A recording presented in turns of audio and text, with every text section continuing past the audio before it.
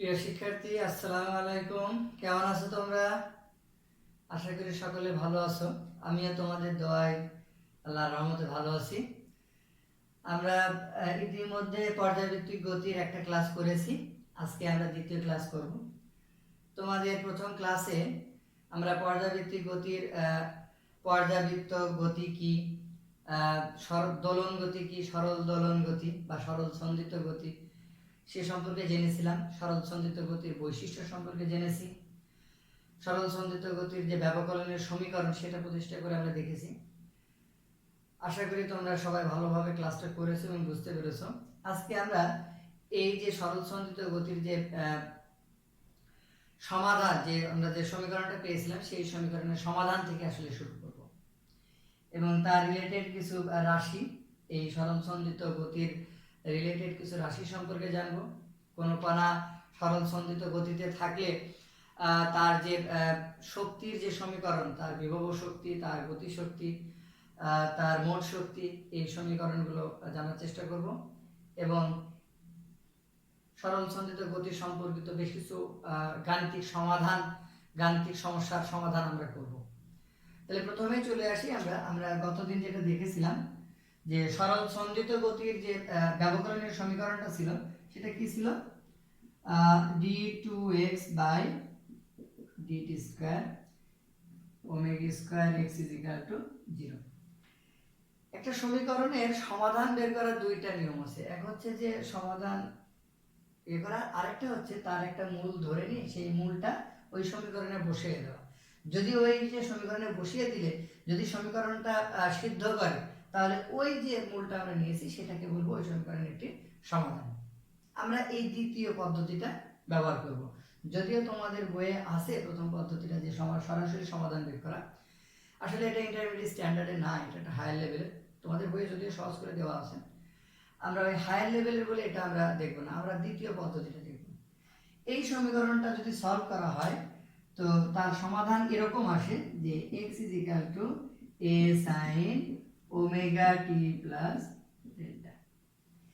এখানে এটাকে বলা হয় হচ্ছে বিস্তার, ওমেগাটাকে বলা হয় যে কৌণিক বেগ বা কৌণিক কম্পাঙ্ক, ডেল্টাকে বলা হয় হচ্ছে দশা ধ্রুবক বা আদি দশা।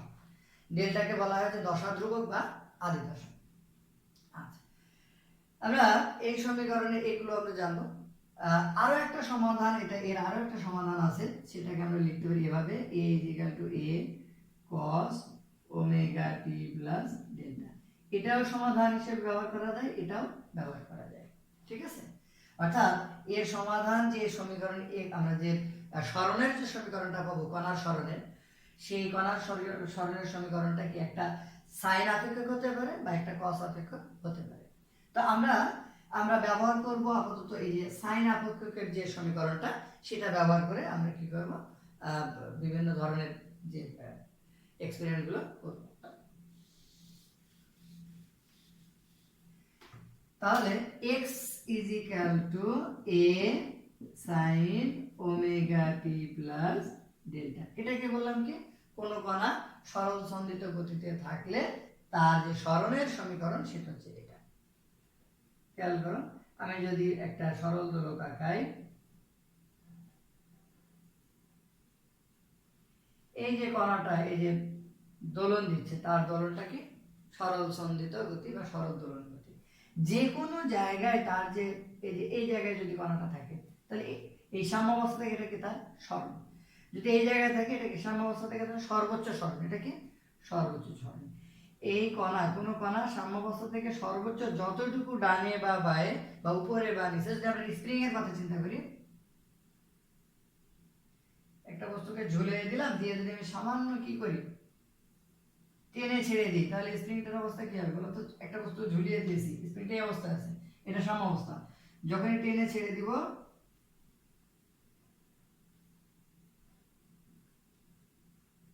সে কি অবস্থা থাকতে চাবে? কারণ স্প্রিং এর প্রত্যায়নে বলার জন্য সে কি পূর্ব অবস্থায় ফিরতে যাবে, ফিরতে কি সে এরকম করে কি দোলায়মান থাকবে, অর্থাৎ সরল সঞ্চিত গতিতে সে কি দুলতে থাকবে।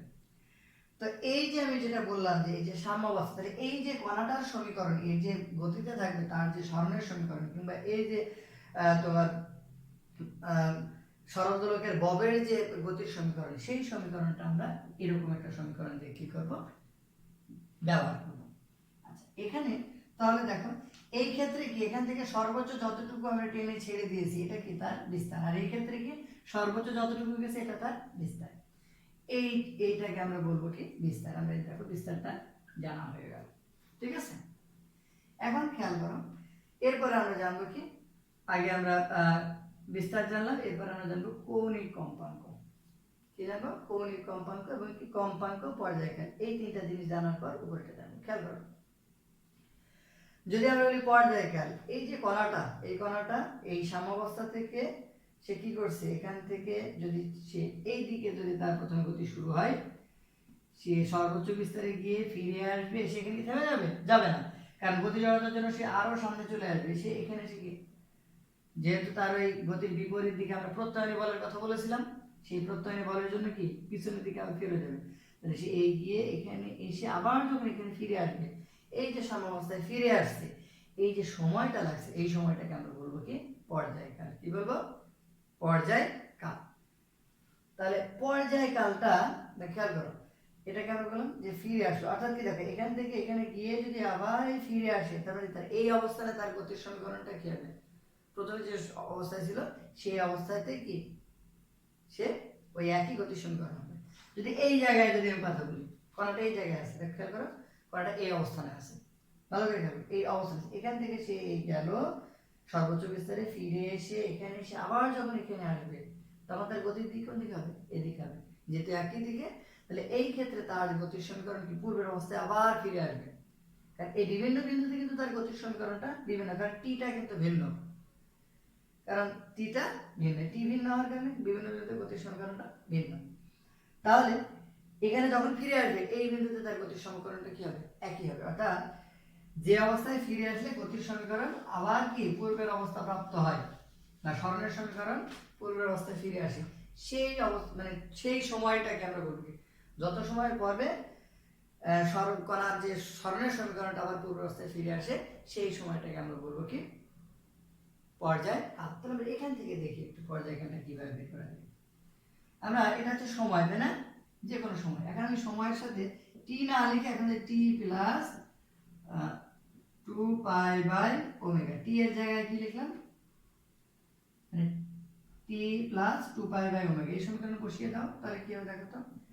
বসিয়ে দিয়ে যদি x এর নতুন সমীকরণ হয়, তাহলে x প্রাইম দিলাম, দেখো কি হচ্ছে, a sin omega t, sorry ভুল হয়ে গেল, sin omega into t plus 2π/ω plus delta, এই তো।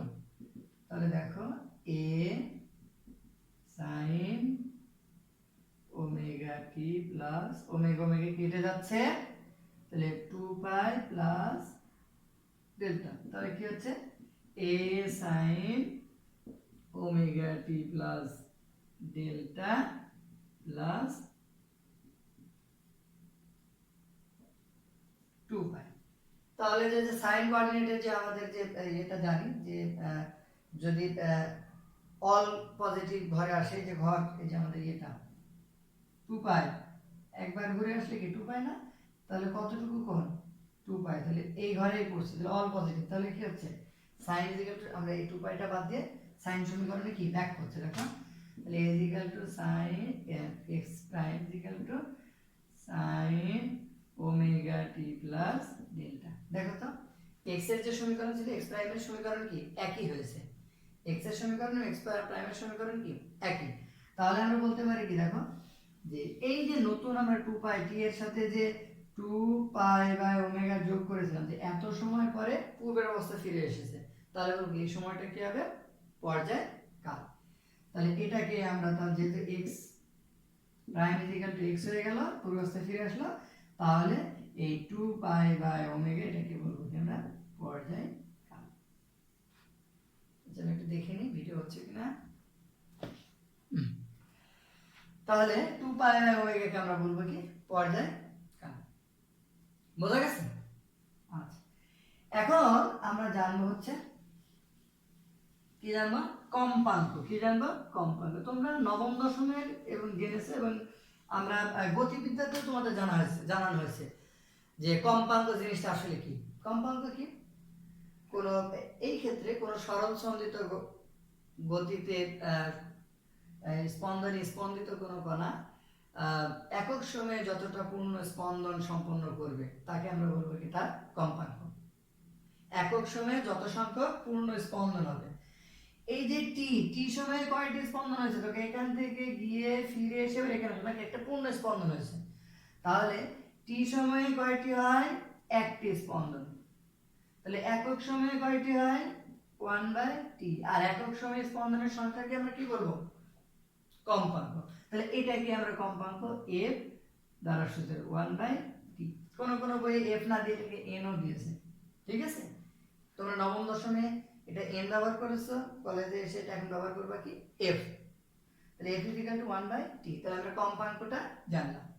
এরপরে আমরা জানবো কৌণিক কম্পাঙ্ক বা কৌণিক বেগ। কি জানবো? আচ্ছা, এই যে এটা কি? এটা হচ্ছে পর্যায়কাল আর এটা কি? কম্পাঙ্ক। পর্যায়কালের একক কি হবে? সেকেন্ড। এর মাত্রা কি হবে? টি, সময়। আর কৌণিক কম্পাঙ্কটা কি? কম্পাঙ্কটা আমি বললাম একক সময়ে পূর্ণ কম্পনের সংখ্যা। তাহলে এটা জাস্ট সংখ্যা, তাহলে এর কোনো একক বা কোনো মাত্রা নেই। এরপরে আমরা জানবো কৌণিক কম্পাঙ্ক বা কৌণিক বেগ। দেখো, কোন কণা যদি এখান থেকে যাত্রা শুরু করে টি সময়ে এই অবস্থা থেকে এখানে আসলো, কেন্দ্রে কতটুকু কোণ করছে? থিটা। তাহলে টি সময়ে সে কতটুকু কোণ করে? থিটা। তার যে কৌণিক সরণ হচ্ছে থিটা। তাহলে একক সময়ে কৌণিক সরণ কত? Theta by T. তাহলে theta divided by T is equal to omega. তাহলে আমরা লিখতে পারি কি? তাহলে কৌণিক বেগের সংজ্ঞাটা একটু লিখে নিতে পারো যে কি? একক সময়ে কৌণিক সরণের হারকে আমরা বলবো কি? কৌণিক বেগ বা কৌণিক কম্পাঙ্ক। এখন চিন্তা করো, এখান থেকে যাত্রা শুরু করে যে পুরো পথ ঘুরে আবার এখানে আসে, তাহলে কি বলবো আমরা? একটি পূর্ণ পর্যায় সম্পন্ন হয়েছে বা পূর্ণ কম্পন সম্পন্ন হয়েছে। এই অবস্থান থেকে ঘুরে আবার যদি কণাটা এখানে এসে ফিরে আসে তাহলে কি হবে? তার একটা পূর্ণ কম্পন সম্পন্ন। সেই পূর্ণ কম্পন সম্পন্ন করলে সেই কেন্দ্রের কতটুকু কোণ করা থাকে? কত এটা? 2π। তাহলে পূর্ণ কম্পনের যে সময় সেটাকে যদি আমি বলি কি? টি। তাহলে টি সময়ে তার কৌণিক সরণ কত? 2π। তাহলে একক সময়ে, তাহলে টি সময়ে কৌণিক সরণ হচ্ছে 2π, একক সময়ে কৌণিক সরণ 2π/t। আর এটাকেই বলবো কি আমরা? কৌণিক বেগ। তাহলে ওমেগা ইজ ইকুয়াল টু কি হবে? 2π/t। এই ওমেগা সাধারণত এই কোণগুলোকে আমরা পরিমাপ করি কিভাবে? রেডিয়ান। কি? রেডিয়ান। 2π হচ্ছে রেডিয়ান। আমরা কিন্তু ডিগ্রিতে দিলে কত দিতাম? 360 ডিগ্রি, যা রেডিয়ান। আর সময়কে কি এককে প্রকাশ করি আমরা? সেকেন্ড। কি? সেকেন্ড। তাহলে এই ওমেগার একক কি হবে? Radian per second. কি? Radian per second. মাত্রা কি হবে? এই রেডিয়ান বা কোণের কোনো কোণ তো মাত্রা নেই। তোমরা জানো চাপ বাই ব্যাসার্ধ ইজ ইকুয়াল টু কোণ, তাই না?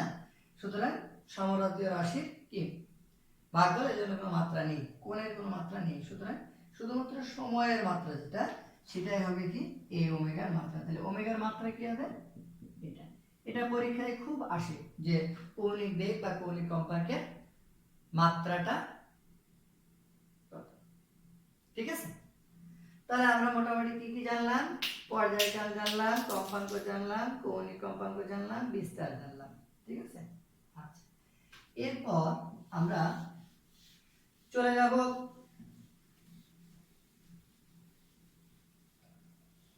দশা। কি?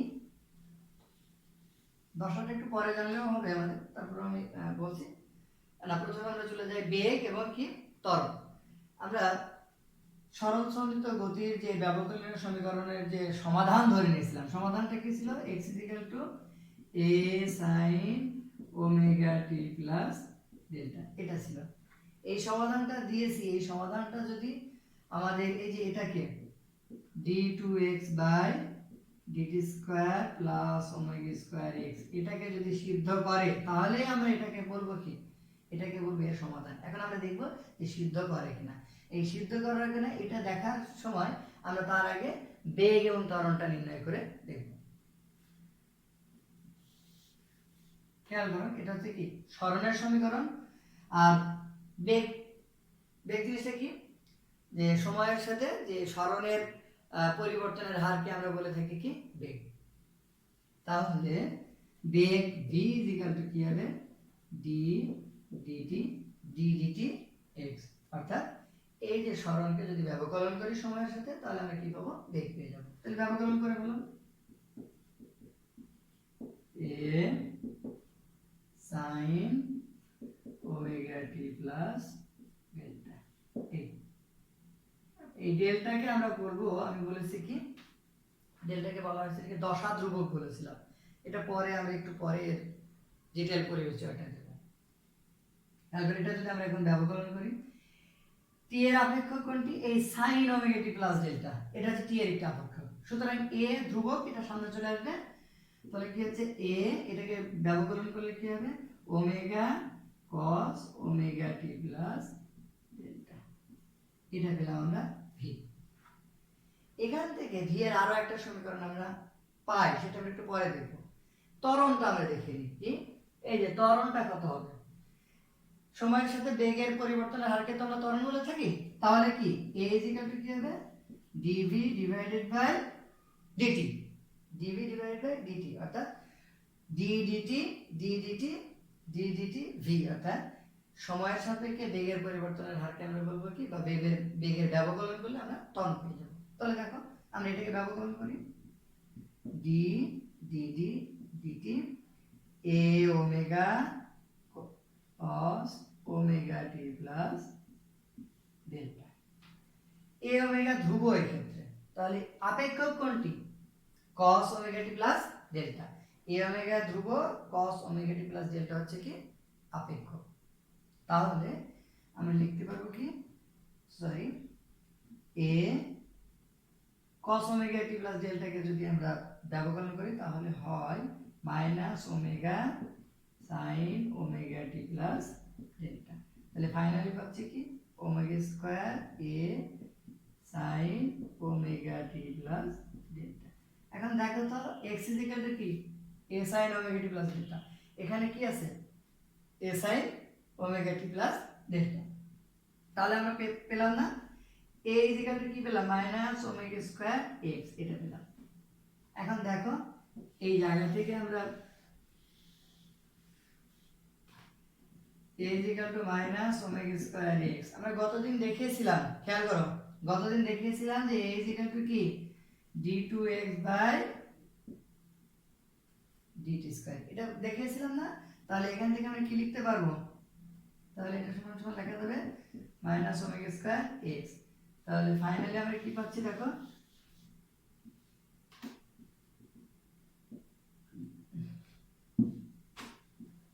d2x by dt square plus omega square x = 0। দেখো আমরা এটার সমাধানটা এটা ধরেছিলাম, দেখো এখান থেকে আবার গিয়ে আমরা এই জায়গায় ফিরে আসলাম, পেলাম। তার অর্থ কি, এই সমীকরণ, এই যে x = sin ওমেগা t, এটা কি এই সমীকরণকে সিদ্ধ করে। সুতরাং এটা এর একটি কি সমাধান, ঠিক আছে। আচ্ছা, আমরা অলরেডি এর ভিতরে দুইটা জিনিস কিন্তু পেয়ে গেছি। দেখো বেগের সমীকরণও পেয়েছি, ত্বরণের সমীকরণও পেয়েছি, বেগের সমীকরণ এবং ত্বরণের সমীকরণ। তাহলে তিনটা জিনিস দেখো, সরণ x কি a sin omega t plus delta. খেয়াল করো এখান থেকে যাত্রা শুরু করে একটি কণা যখন সরল সন্ধিত গতিতে বা সরল দোলকের যে ববটি যদি সরল সন্ধিত গতিতে থাকে, সেই সাম্যাবস্থান থেকে কি করবে, যাত্রা শুরু করবে, করে সর্বোচ্চ বিস্তারে গিয়ে ফিরে এসে আবার সাম্যাবস্থানে আসবে, তাহলে এরকম করে সে কি দুলতে থাকবে। এখান থেকে গিয়ে আবার ফিরে এসে এই জায়গায় যখন পৌঁছাবে, পর্যায়কাল কত হবে টি, তাই না। তাহলে এখান থেকে গিয়ে এখানে এসে এখানে ফিরে আসলে কই t/2, আবার এখান থেকে এখানে যাওয়ার সময়টা কি t/4। ভালো করে খেয়াল করো, এই অবস্থান থেকে যাত্রা শুরু, এখানে গেল, গিয়ে ফিরে আসলো, এসে এখানে গিয়ে আবার এখানে আসলো, সময়টা কত টি পর্যায়কাল। কিন্তু এখান থেকে এখানে গেল, গিয়ে আবার এখানে ফিরে আসলো, অর্ধেক তার টোটাল যে তার স্মরণ মানে সে যে দূরত্ব গেছে তার অর্ধেক দূরত্ব গেল না, এখান থেকে এখানে গিয়ে আবার এখানে ফিরে আসে, তাহলে সময়টা কি T/2। তাহলে এখান থেকে গিয়ে এখানে ফিরে আসে T/2। আর এখান থেকে এখানে যাওয়ার যে সময়টা, অর্থাৎ সাম্যাবস্থা থেকে সর্বোচ্চ বিস্তারে যাওয়ার যে সময়টা, সেটা কত T/4। তাহলে খেয়াল করো, টোটাল সময়টা হচ্ছে T/T, আর গিয়ে ফিরে আসা, শুধু ফিরে আসা, তাহলে কি T/2, আর সাম্যাবস্থা থেকে সর্বোচ্চ বিস্তারে যাওয়ার সময়টা হচ্ছে T/4। খেয়াল করো। তাহলে যদি আমরা এখানে এই ডেল্টা যে আদি দশা যদি আমরা 0 ধরি, এই ডেল্টাকে আমরা কি বলেছি, দশা ধ্রুবক বা আদি দশা, আমরা পরে বলবো।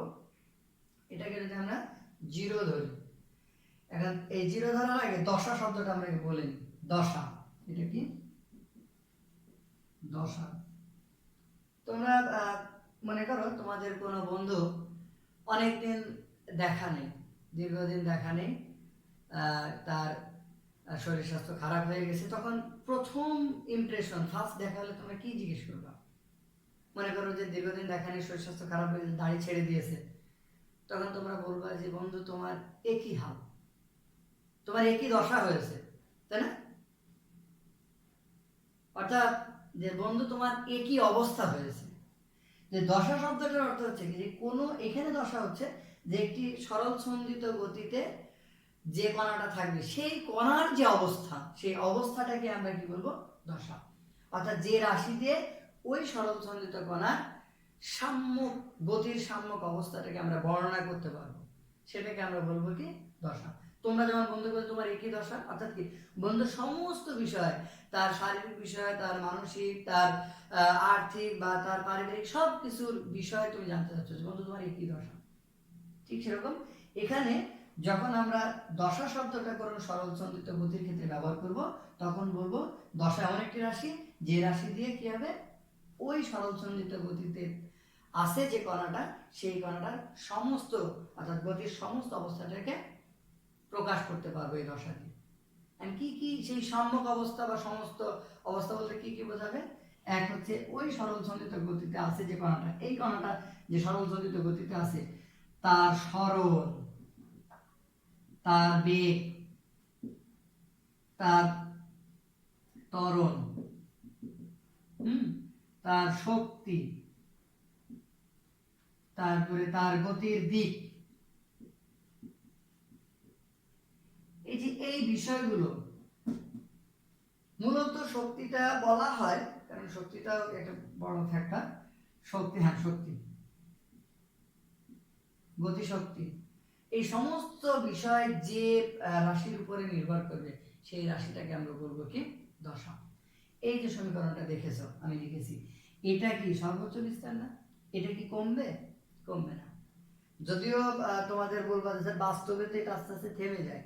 আমরা ধরে নিই, আমরা যখন এটা সরল ছন্দিত গতির কথা বলবো, তখন মনে রাখতে হবে সবগুলো আদর্শ, যার ফলে এই যে থেমে যাবে, ড্যাম্প হয়ে যাবে না, অর্থাৎ আস্তে আস্তে তার এই যে স্মরণটা কমে যাবে না, এটা আমরা ধরে নিচ্ছি।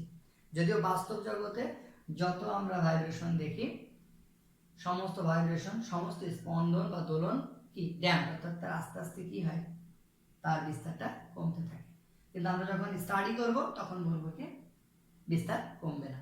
যখন তোমরা হায়ার স্টাডি করবা, ইঞ্জিনিয়ারিং পড়বা, তখন কিন্তু বাস্তব রিয়েল ওয়ার্ল্ডের জিনিসগুলো আমরা পড়বো, তখন কিন্তু ড্যাম্প অসিলেশন নিয়ে আমাদেরকে কথা বলতে হবে। এখন আমরা সিম্পল হারমোনিক অসিলেশন নিয়ে কথা বলছি, ঠিক আছে? তাহলে যেটা আমি বলতেছিলাম যে এই যে গতির সমীকরণের এই অংশটা, এটা ধ্রুবক। দেখো এই যে এই সাইন ওমেগা টি প্লাস ডেল্টা, এটা যদি পরিবর্তন হয় তাহলে এক্স এর মান পরিবর্তন হবে কিনা? কারণ এ তো পরিবর্তন হবে না। তাহলে এই সাইনের মান পরিবর্তন হবে কিভাবে? ওমেগা টি প্লাস ডেল্টা দ্বারা। সাইনের মান পরিবর্তন হবে কি, ওমেগা টি প্লাস ডেল্টা, এটা দিয়ে সাইনের মানটা পরিবর্তন হবে। আর সাইনের মান পরিবর্তন এক্স এর মান পরিবর্তন হবে। তাহলে এই যে অংশটা, এটাকে আমরা বলবো কি, তার দশা। সরল ছন্দিত স্পন্দনে থাকা কোনো কণার দশাটা কত, ওমেগা টি প্লাস ডেল্টা। যখন টি ইজিক্যাল টু 0 তখনও কিন্তু একটা দশা থাকছে, এই জন্য এই ডেল্টাকে বলা হয় দশা ধ্রুবক বা আদি দশা। অর্থাৎ ঠিক গতির শুরুতে, যে মুহূর্তে গতি শুরু করেছে, আমরা এই জায়গায় এখন আমরা এখান থেকে আদর্শ ধরে নিয়ে এখান থেকে গতি শুরু করছি, এখান থেকে না, যদি এখান থেকে শুরু হয় এই জায়গা থেকে, তখন তো কি কিছুটা আছে না, সেইটাকে আমরা বলবো কি আদি দশা। তো আমরা যদি ধরে নিই যে আমরা শুরু করেছি কোন জায়গা থেকে, তাহলে দশাটা আমরা জানলাম, আমরা এরপরে আদি দশাটা জানলাম যে শুরুতে যে দশাটা থাকে সেটাকে বলা হচ্ছে কি আদি দশা, ওমেগা টি প্লাস ডেল্টা। এখন এই সময়ের সাথে এক্স এর যে পরিবর্তন সেটা আমরা লিখব, এক্স এর পরিবর্তনটা এটা লেখচিত্রের মাধ্যমে প্রকাশ করা যায়। খেয়াল করো, এদিকে আমরা দিয়েছি সময় আর এদিকে কি এক্স, সর্বোচ্চ কতটুকু যেতে পারে, এ পর্যন্ত যেতে পারে, এটাকে আমরা বললাম কি এ। দেখো এই সমীকরণে এই ডেল্টা যদি 0 বসাই তাহলে এটা কি থাকবে, থাকবে না, তাই না? এই সমীকরণে টি এর বিভিন্ন মানের জন্য আমরা কি পাবো, এক্স এর বিভিন্ন মান পাবো। টি এর এখন যে সমীকরণটা আমরা পেয়ে গেলাম, ডেল্টা বাদ দিয়ে কি হলো ওমেগা টি sin ওমেগা টি। এই টি এর বিভিন্ন মানের জন্য কি পাবো, এক্স এর বিভিন্ন মান পাবো, কারণ এ ও ধ্রুব ওমেগা ও ধ্রুব। তাহলে যখন t 0 sin 0, sin 0 এর মান কত, sin 0 এর মান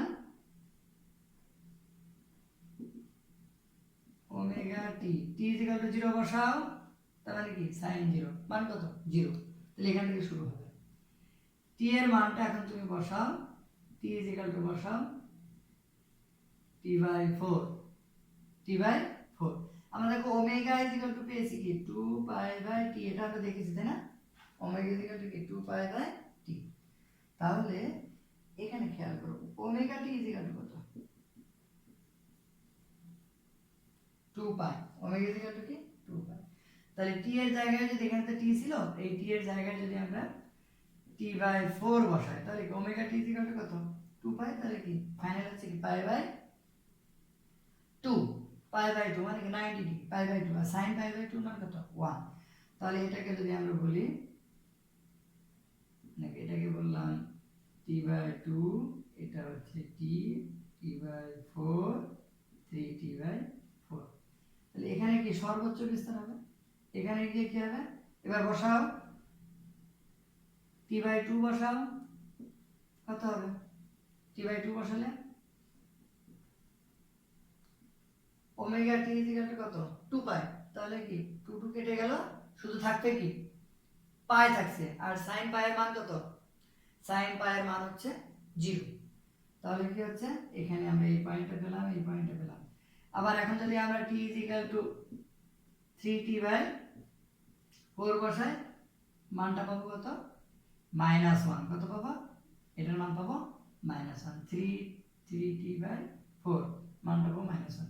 তাহলে সমীকরণটা কিরকম হবে, লেখচিত্র হবে এরকম একটা, আমরা লেখচিত্র পাবো, এরকম একটা লেখচিত্র আমরা পেয়ে যাব। ঠিক আছে, এরপরে আমরা বেগ এবং কি ত্বরণ সম্পর্কে একটু জানবো। বেগ আর ত্বরণের সমীকরণ অলরেডি আমরা পেয়ে গেছি, এখন তাদের লেখচিত্র জানবো এবং সর্বোচ্চ বেগ, সর্বোচ্চ ত্বরণ, সর্বনিম্ন বেগ, সর্বনিম্ন ত্বরণ, এই বিষয়টি একটু জানবো। খেয়াল করো, বেগ v কত, বেগ v a omega sin omega t, এটা তো প্লাস ডেল্টা, এটা জানতাম। এই বেগ, ও আমরা বেগ অলরেডি পেয়েছি, এখান থেকে এই বেগটাকে একটু মডিফাইড করে লেখা যায়, দেখো তো a, আচ্ছা omega a sin omega t plus delta, এটা omega root over a square sin square omega t plus delta, এটা লেখা যাবে, দেখো তো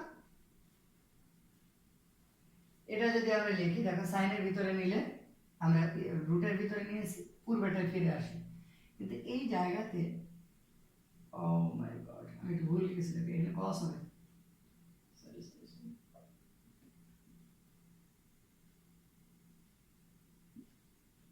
cos স্কয়ার।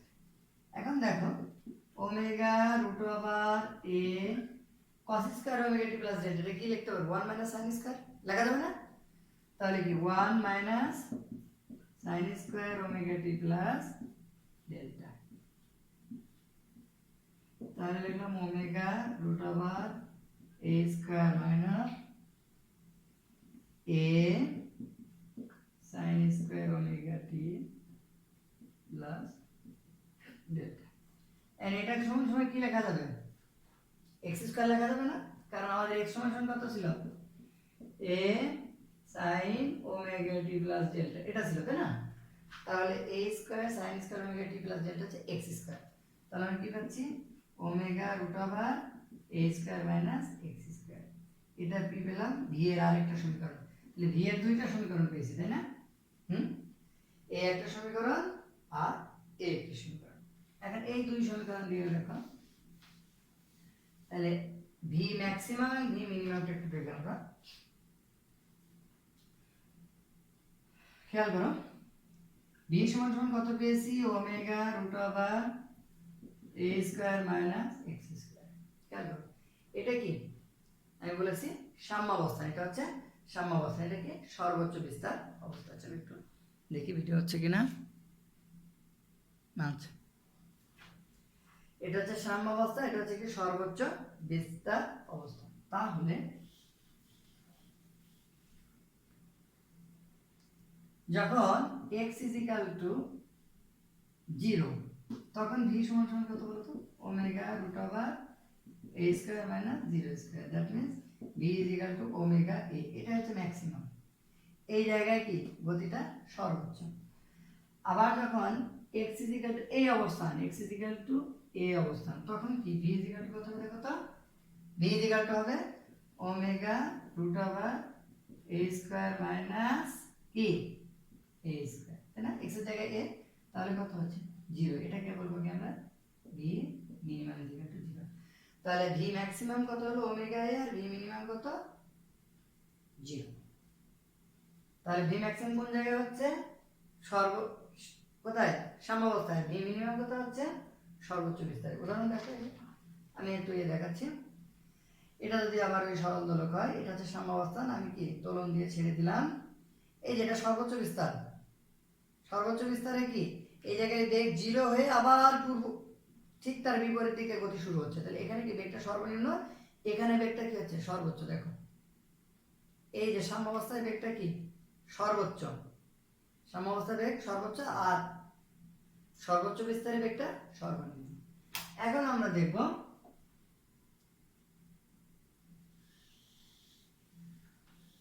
ত্বরণ। কি দেখব?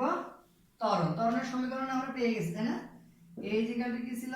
Minus omega square a sin omega t plus delta, অর্থাৎ মাইনাস ওমেগা স্কয়ার, এটা তো x, এটাই ছিল কি ত্বরণের সমীকরণ, আমরা এটা দেখেছিলাম। এখন x যখন সাম্যাবস্থায়, অর্থাৎ কণাটা যখন সাম্যাবস্থায়, তাহলে x = কত? 0। তো বসিয়ে দাও। x = 0 হলে a = কত? 0। আর এটা হচ্ছে কি a এর মিনিমাম মান। আবার x যখন সর্বোচ্চ বিন্দু, মানে কণাটা যখন সর্বোচ্চ ইয়েতে আছে বিস্তারে, অর্থাৎ x = a, তখন কি হবে? a = minus omega square a। এটাই কি a ম্যাক্সিমাম। কিন্তু মাইনাস দিয়ে কি এখানে সরণ সর্বোচ্চ, ত্বরণ সর্বোচ্চ, কিন্তু সরণের দিক বাইরের দিকে আর ত্বরণের দিক ভিতরের দিকে, তারা কি একে অপরের সাথে বিপরীত দিকে। তাহলে আমরা বেগ সর্বোচ্চ পেলাম। তাহলে দেখো সর্বোচ্চ বিস্তারে ত্বরণ সর্বোচ্চ, বেগ সর্বনিম্ন। তারপরে কি সাম্যাবস্থায় ত্বরণ সর্বনিম্ন, বেগ সর্বোচ্চ। তাহলে আমরা এই ত্বরণ এবং বেগ উভয়কে দিয়েই আমরা যদি একটু লেখচিত্র অঙ্কন করি, আমরা তিনটা দেই, x, v এবং a, তিনটা দিয়ে এখন লেখচিত্র দেখব।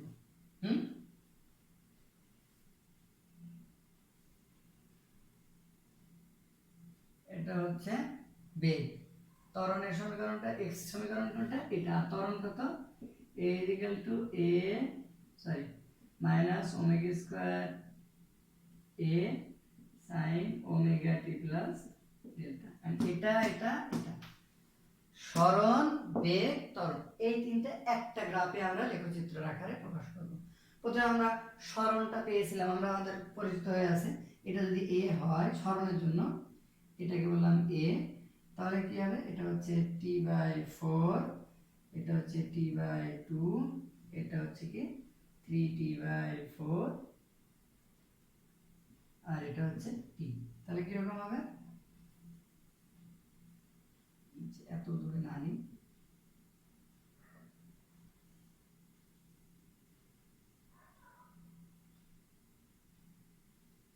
সরি,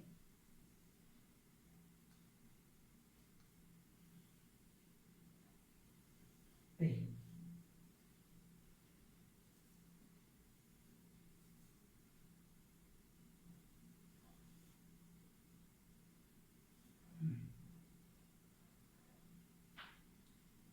এটা হচ্ছে এ। তাহলে দেখো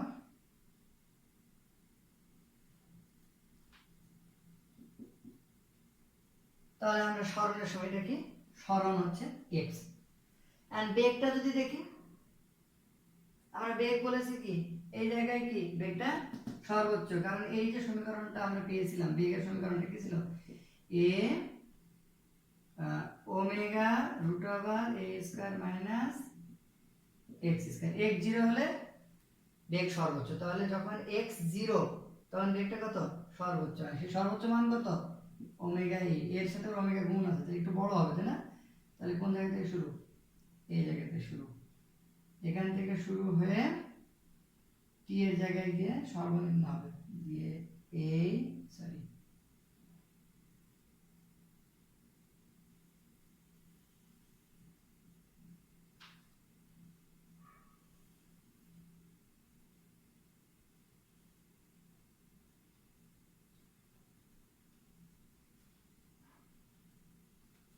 এটা কি, এটা হচ্ছে বেগ ভি।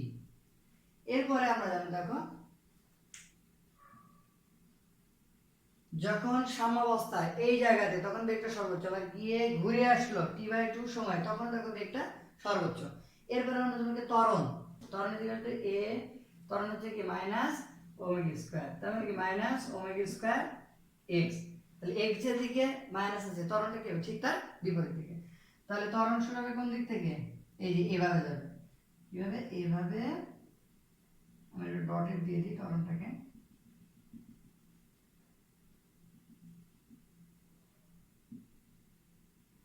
এই। তাহলে আমরা তিনটা পেলাম, দেখো তিনটা পেলাম, x পেলাম। তাহলে ভালো করে খেয়াল করো, যখন x সর্বোচ্চ তখন কি বেগ সরণ যখন সর্বোচ্চ বেগ সর্বনিম্ন, ত্বরণও কি তখন দেখো সর্বোচ্চ কিন্তু বিপরীত দিকে। বেগ যখন তোমার 0, এই যে সরণ যখন 0 বেগ সর্বোচ্চ, ত্বরণও দেখো 0, কিন্তু বেগ সরণের ক্ষেত্রে দিক যেদিকে, ত্বরণের ক্ষেত্রে দিক তার বিপরীত দিকে। তাহলে আমরা এই লেখচিত্রটা পেলাম। এরপর আমরা মোটামুটি এটা জানলাম। এরপরে আমরা জানবো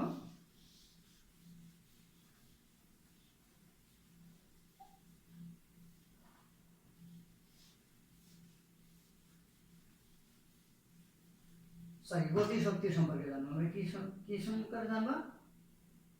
শক্তি। আচ্ছা, আমরা এখন কয়েকটা অঙ্ক দেখি। একটা অঙ্ক তোমাদের জন্য আমি লিখে নিয়ে এসেছি, লিখে নাও। আগে একটা অঙ্ক করি, তারপরে শক্তি সম্পর্কে জানবো। একটি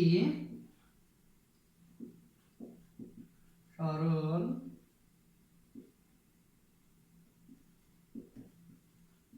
সন্ধিত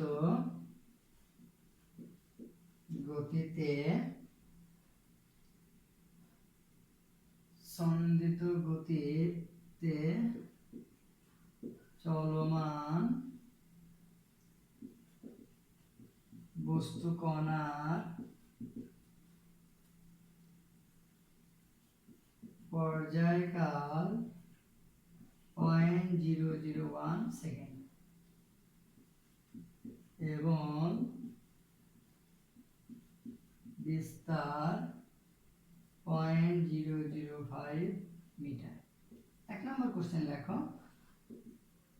কণাটির সর্বোচ্চ বেগ ও সর্বোচ্চ ত্বরণ পারবা না? আমরা কি দেওয়া আছে, পর্যায়কাল টি দেওয়া আছে, আর সর্বোচ্চ আমি তাহলে তোমরা তুলে নাও, আমি মুছে দিচ্ছি, মনে হয় তোলা হয়েছে তোমাদের। আচ্ছা আমি মুছে দিলাম, খেয়াল করো। তাহলে সর্বোচ্চ বেগ v max is equal to কি বলো তো, ওমেগা এ, আর ওমেগা সমান সমান কি 2 পাই বাই টি। দেখো টি এর মান দেওয়া আছে, এ এর মান দেওয়া আছে, বসাই দিলে কিন্তু অ্যান্সার হয়ে যাবে। কারণ টি এর মানটা কত, টি এর মান হচ্ছে 0.001 আর এ এর মান হচ্ছে 0.005, মানটা বসিয়ে দিলে হয়ে যাচ্ছে। ওমেগা পাই এর মান তো তোমরা জানো 3.1416।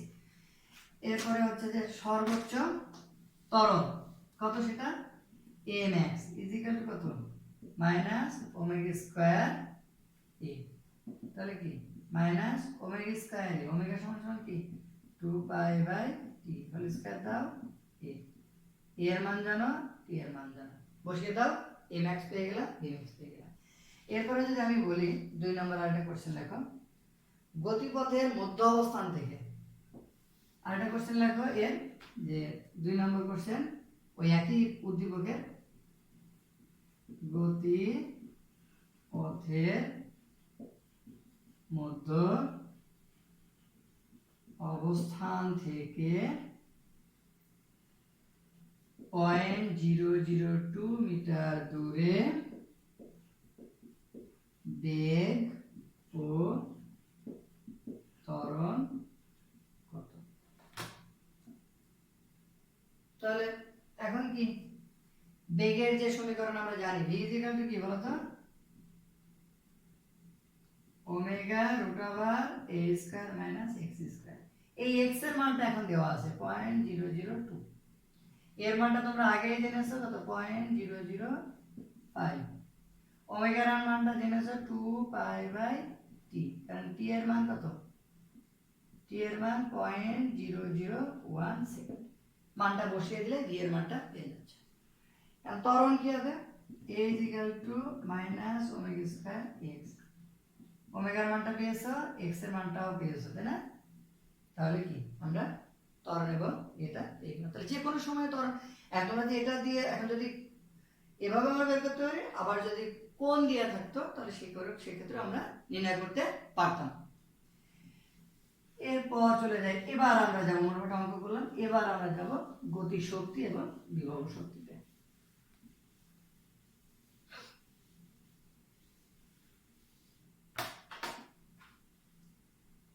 তোমরা স্থিতিস্থাপক বিভব শক্তির যে সমীকরণ সেটা জেনেছো, ইউ ইজ ইকুয়াল টু কি হাফ কে এক্স স্কয়ার, মনে আছে এটা, হাফ কে এক্স স্কয়ার, এটা তোমাদের জানা আছে। আর এই যে সরল সন্ধিত গতির ক্ষেত্রে আমরা যদি এটা দেখি, আমরা যদি গতির বিভব শক্তির রাশিমালাটা একটু 2 মিনিটে নির্ণয় করে দেখি, বিভব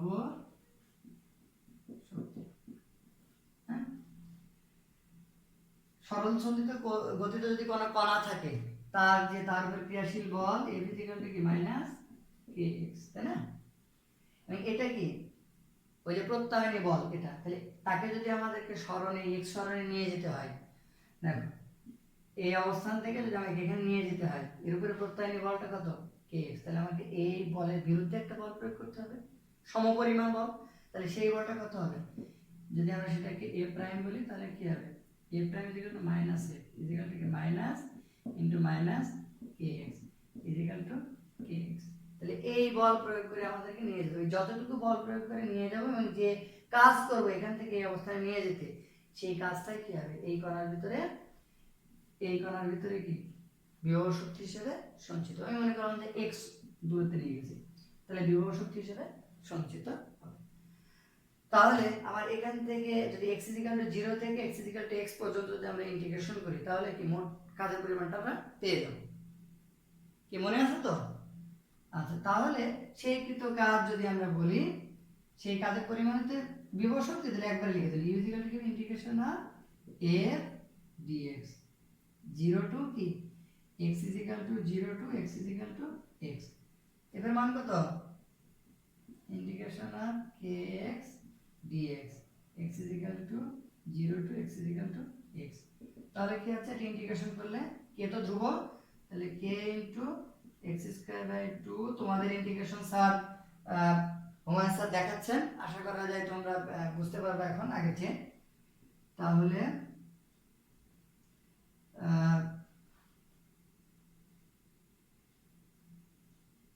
এখানে x is equal to x, x is equal to 0, এটা বসিয়ে দিলে হচ্ছে হাফ কে x স্কয়ার, কারণ আপার লিমিট লোয়ার লিমিট থেকে বিয়োগ করে দিলে হাফ কে x স্কয়ার। এটা হচ্ছে পেলাম কি আমরা, বিভব শক্তির সমীকরণ। তাহলে বিভব শক্তি u is equal to কি হলো, হাফ কে x স্কয়ার। আর দেখো তো কে এর জিনিসটা কি ছিল বলো তো, ওই যে আমরা যখন শুরুতে যে ওই যে সমীকরণটা নিয়েছিলাম মনে আছে, দেখো তো আমরা প্রথম ক্লাসে omega square is equal to k ছিল, কে বাই এম, মনে আছে এটা?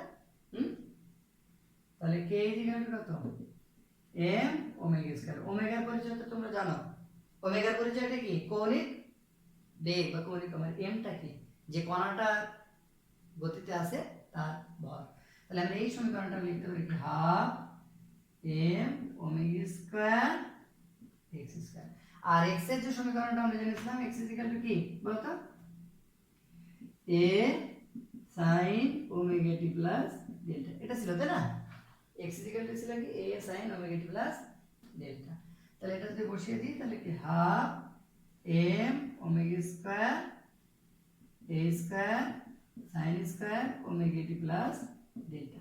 এটা তোমাদের আমরা বিভব শক্তির সমীকরণটা পেলাম কোনটা, এটা, এটাও অথবা এটা, যে কোনো একটা নিলে হবে। এরপরে আমাদের জানতে হবে কি, গতি শক্তি। কি গতি শক্তি, গতি শক্তির আমরা যদি ই কে বলি, তোমাদের বইয়ে কে বড় হাতের কে দিয়ে দেওয়া আছে, তো বড় হাতের কে ব্যবহার করো, বড় হাতের কে ইজ ইকুয়াল টু কি লিখবো আমরা, হাফ এম ভি স্কয়ার। ঠিক আছে তো, কণার ভর কণার বেগ, আর কণার বেগের সমীকরণ কিন্তু আমরা অলরেডি পেয়ে গেছি তাই না, হাফ এম বেগ সমান সমান কত, a omega cos omega T plus delta square. তাহলে কি হচ্ছে, half m a square omega square cos square omega T plus delta. তাহলে আমরা গতি শক্তি পেলাম, বিভব শক্তি পেয়েছি। বিভব শক্তি কত ছিল, বিভব শক্তি ছিল u is equal to half M omega square, এখানে একটু ঘুরাই লিখি, omega square a square sin square omega T plus delta. তাহলে গতি শক্তি পেয়েছি, বিভব শক্তি পেয়েছি। তাহলে মোট শক্তিটা কত হবে, দুটো যোগ করে দিলে আমরা পেয়ে যাচ্ছি। তাহলে গতি শক্তির, তাহলে মোট শক্তি কত হচ্ছে, মোট শক্তি যদি তুমি ই বলো কি হবে, ইউ প্লাস কে। এই ছোট হাতের কে এখানে, তাহলে আমরা কি পাচ্ছি দেখো তো, half M omega square a square কি sin স্কয়ার ওমেগা টি plus delta cos square omega টি প্লাস ডেল্টা। তাহলে এটার মান কত, 1 যোগ করে দিলে তাহলে কি হচ্ছে, half M omega square a square. আর এই যে এম ওমেগা স্কয়ার, এটা সমান সমান কি, বল ধ্রুবক, যেটা বলেছিলাম কি, হাফ এম, একবারে কে লিখি, হাফ কে এ স্কয়ার। তাহলে আমরা বিভব শক্তি পেলাম, গতি শক্তি পেলাম এবং মোট শক্তি পেলাম। বিভব শক্তি পেয়েছি, গতি শক্তি পেয়েছি এবং মোট শক্তি পেয়েছি। আজকে আমরা এই জায়গাতে রাখতেছি। তোমাদের একটা অঙ্ক আজকে আমি একটু দিই, এই অঙ্কটা দিয়ে আজকে মতো শেষ করব।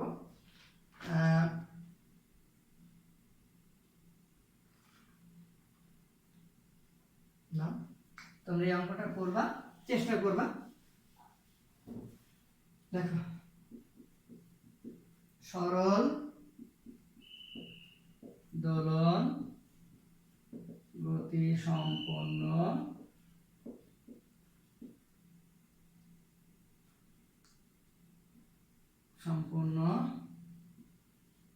কণার গতির সমীকরণ x is equal to 20 sin 31t plus π/6। এটা হচ্ছে সমীকরণ। এখন কি কি নির্ণয় করবো? নির্ণয় করতে হবে 1 নম্বর পর্যায়কাল, 2 নম্বর বিস্তার, 3 নম্বর কম্পাঙ্ক, 4 নম্বর আদি দশা, 5 নম্বর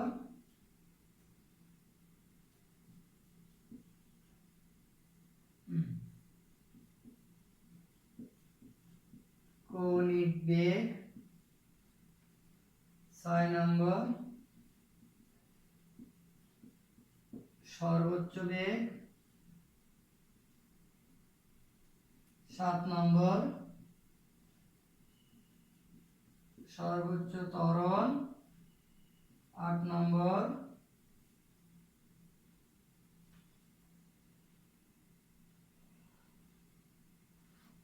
মোট শক্তি।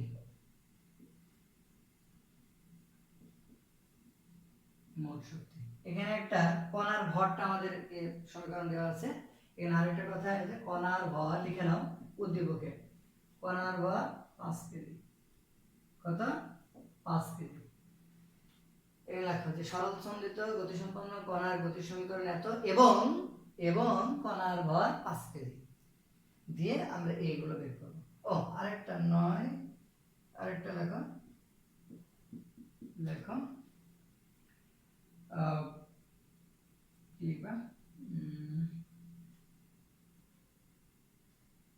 বল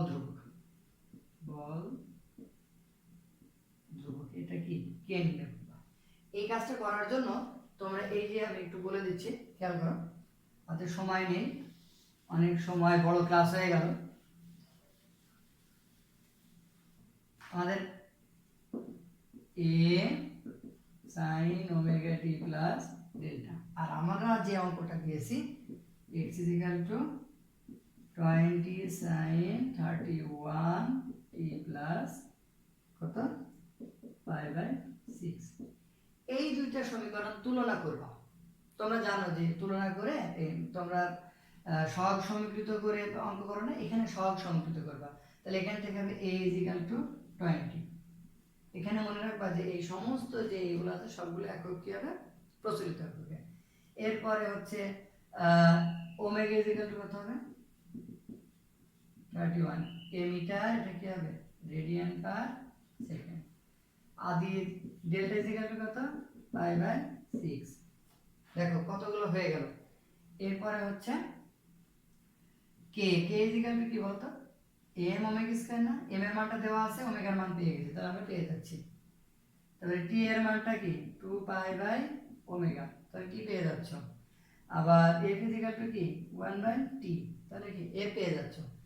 একই ভাবে তোমরা গতিশক্তি, বিভব শক্তি, সর্বোচ্চ বেগ, সর্বোচ্চ ত্বরণ, এই সমস্তগুলো নির্ণয় করবা। ঠিক আছে?